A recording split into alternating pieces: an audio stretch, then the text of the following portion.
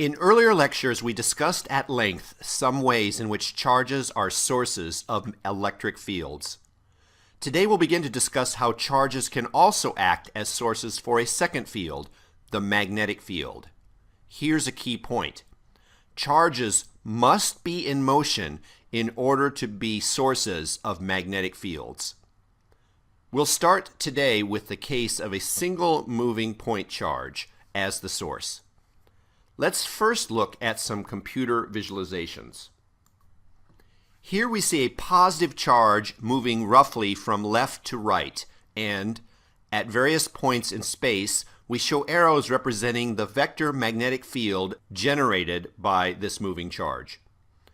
Let's notice here that the field is pointing in directions that are quite different from the direction the charge is moving. In particular, notice how the magnetic field is curling around the moving charge's path. From our point of view, the magnetic field is curling around the path in a counterclockwise direction. Look now what happens for a negative charge of the same magnitude with the same velocity. The magnetic field is again curling around the negative charge's path, but in a clockwise fashion. We'll be able to handle these differences, but for now, let's note the curliness of the magnetic field is a very general property that we'll see repeatedly in the future. Let's focus on a single charge Q that is moving with a velocity of vector v. For some observation location, located by position vector r relative to the charge, let's start to figure out how to compute the vector magnetic field, vector B, at that point. We're going to first discuss computing the direction of vector B. The direction of B depends on both the directions of the position vector r and the velocity v, which we'll describe by unit vectors r hat and v hat, respectively. The magnetic field is in the same direction as the cross product v hat cross r hat times the sign of the charge Q.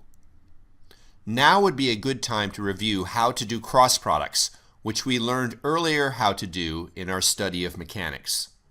Let's recall that we can use the right-hand rule to determine the direction of a cross product, and let's use v hat cross r hat as our example. Notice the two vectors v hat and r hat lie in a plane. The cross product of v hat with r hat will be perpendicular to that plane. To find that perpendicular direction, follow these steps listed here. You may wish to pause the video here to give it a try. Here's a second thing to try for reviewing cross products. This URL leads to a program that shows arrows representing vectors involved with a cross product. Here, red is the cross product of green with blue. We can change the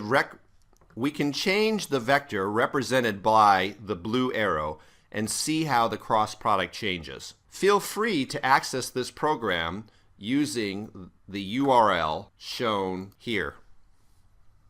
We also have two mechanics lectures showing how to compute cross products for the physical quantity of torque, which is the cross product of a position vector, r, with a force vector, F. Now this is a completely different physical quantity from the cross products like v hat cross r hat that we'll do in this course. However, the procedures for computing cross products are the same, so you might like to review those mechanics lectures as a refresher.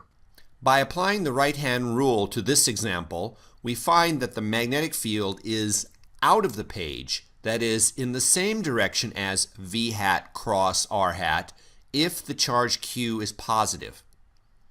If Q is negative, then the magnetic field points oppositely to v hat cross r hat. That is, for Q negative, in this example, the direction of the magnetic field is into the page. Now let's discuss the magnitude of vector B. The magnitude is proportional to the magnitude of the charge Q and the magnitude of the velocity v. and inversely proportional to the square of the distance from the charge to the observation location. It's also proportional to the magnitude of v hat cross r hat, which is equal to sine theta, where theta is the smaller angle between v hat and r hat when the two vectors are placed tail on tail. We will write the constant of proportionality as mu naught over 4 pi. The SI unit for the B field is the Tesla, which is a Newton second per Coulomb meter. In the SI system, mu naught over 4 pi is equal to 1 times 10 to the minus 7 Tesla meter second per Coulomb. The description of vector B can now be pulled together into a single expression called the Biot-Savart law. Let's collect together our results from earlier in the lecture. Notice here that vector v hat cross r hat contains both the magnitude and the direction information of this cross product. We can further simplify this a bit and end up with this statement of the Biot-Savart law for a single moving charge. Let's try to use this expression to answer the following question. We have a negative charge moving as shown in the plus x direction. What's the direction of the magnetic field at the observation location marked with an X? Stop the video and try to answer this before continuing. We know that the direction of the magnetic field is given by v hat cross r hat times the sign of the charge. Here's an arrow that represents r hat. V hat points in the same direction as vector v. So using the right-hand rule, we find that v hat cross r hat is into the page. The charge is negative, so we need to multiply v hat cross r hat by minus 1, which flips the direction. So the direction of the magnetic field is out of the page. Thus the answer is this. Vector B points in the plus z direction for this example. That's it for now. In our next lecture, we will discuss how to describe the magnetic field due to a collection of moving charges known as a current.